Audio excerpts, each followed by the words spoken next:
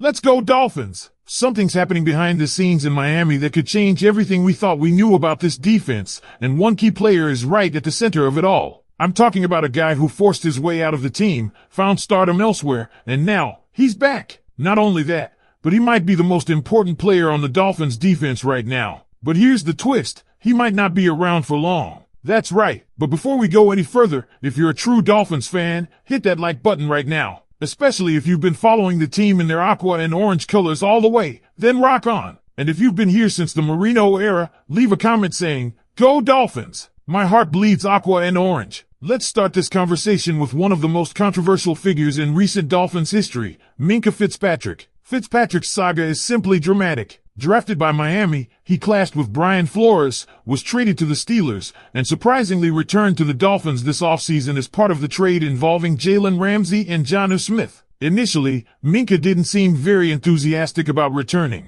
News and the energy from the start of the season indicated that he was mentally demotivated. After the Week 5 loss to the Panthers, in which Miami collapsed after leading by 17 points in the first half, Fitzpatrick didn't even speak to the press, breaking NFL protocol. This attitude caused strangeness and confirmed what many fans feared, that he didn't want to be there. But then something changed. After the recent victory against the Saints, the Dolphins media team shared a locker room video that went viral on social media. In it, Minkah says, "There's no other group I'd rather be doing this with. No other group. I love you guys. Let's keep this up. Let's win these last 5 games." That moment, genuine, emotional, may have marked a turning point. The Fitzpatrick we see now is a leader again, someone committed to this locker room, someone who has embraced his role despite the difficult start. And make no mistake, on the field, Minkah has been nothing short of elite. Quietly, he's put together one of the top performances by any safety in the league this year. According to PFF, among 67 safeties with at least 50% of 830 snaps, Fitzpatrick ranks second overall,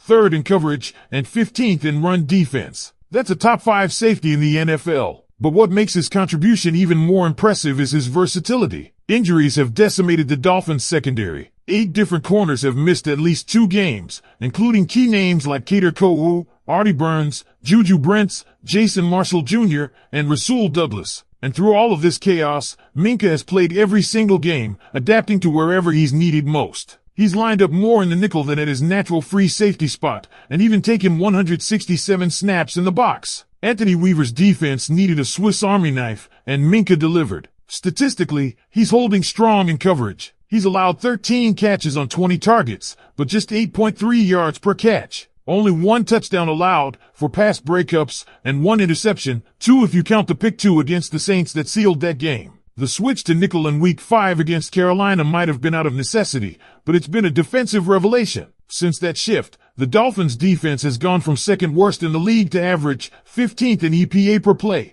and top 10 in EPA per rush. That's not just improvement, that's transformation. And yeah, critics might argue that the competition has been softer, games against the Falcons, Commanders, and Saints, but that doesn't explain the shutdown performances against backs like Bijan Robinson, Derrick Henry, and James Cook. This unit has stiffened up, especially against the run, and Fitzpatrick is a major reason why. But now comes the controversial part. Fitzpatrick carries a huge price tag next season, an $18.8 million cap hit with only $3.2 million guaranteed. If Miami cuts him post-June 1, they can save $15.6 million.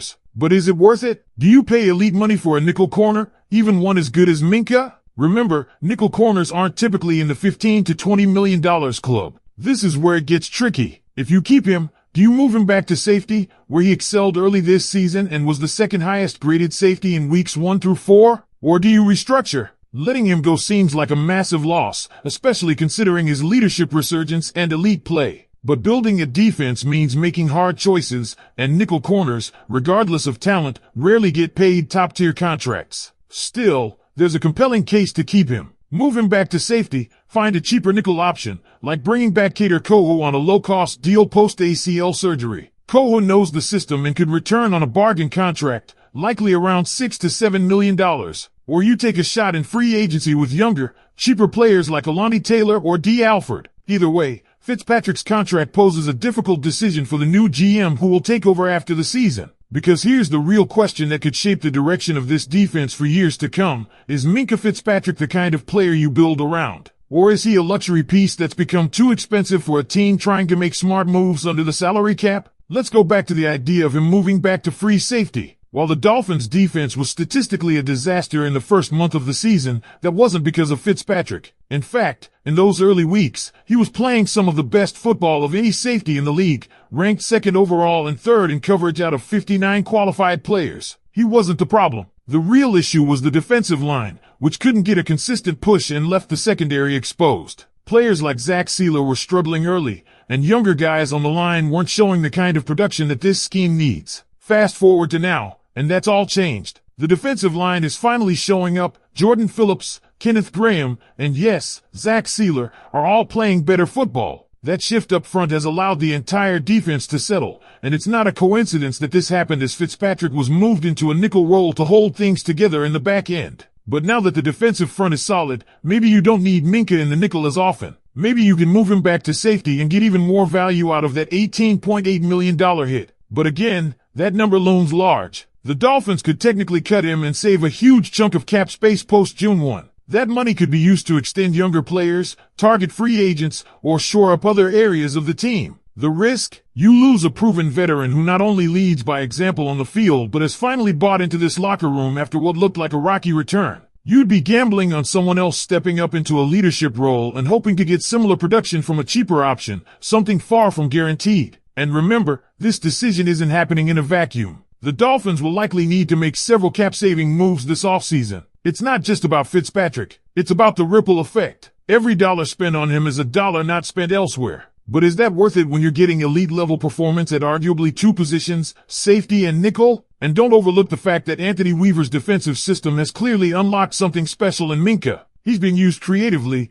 moved all over the field, and trusted in high-leverage situations. You can't always count on a new player adapting to that kind of role the way Fitzpatrick has. That kind of flexibility, reliability, and familiarity with the system isn't something you just replace with a rookie or mid-tier free agent. There's also the matter of contingency planning. If you do move on from Minkah, who steps into the nickel role? Jason Marshall Jr.? He's shown flashes but also struggled and even landed on IR. Kader Kohou? He's coming off major knee surgery. That's a huge gamble. What about someone from outside the organization like Alontae Taylor or D. Alford? Solid players, sure, but both come with question marks of their own. At least with Kohou, you know what you're getting: scheme familiarity, toughness, and if healthy, top-tier nickel play. And the price will be right. All of this boils down to one key decision. Do you pay for a hybrid player who's performing at an elite level but turning 30, or do you reset the position with younger, cheaper talent and shift Fitzpatrick's responsibilities elsewhere? It's not an easy call, and it's one that will define the Dolphins' defensive identity in 2025 and beyond. If Miami wants to make a deep postseason run, it's going to take a defense that can bend but not break. A defense that doesn't rely on perfect health but has versatile, experienced pieces to plug and play when chaos inevitably hits. Minkah Fitzpatrick, like it or not, has become the glue of that flexibility. And while his price tag is steep, the value he brings is undeniable. So what would you do if you were in the Dolphins front office right now? Hold on to Fitzpatrick and make one last run with this core? Or cut ties, free up cap space, and take your chances on the open market? Drop your thoughts in the comments. Should the Dolphins restructure Minkah's contract, keep him as is, or let him go? Let your voice be heard.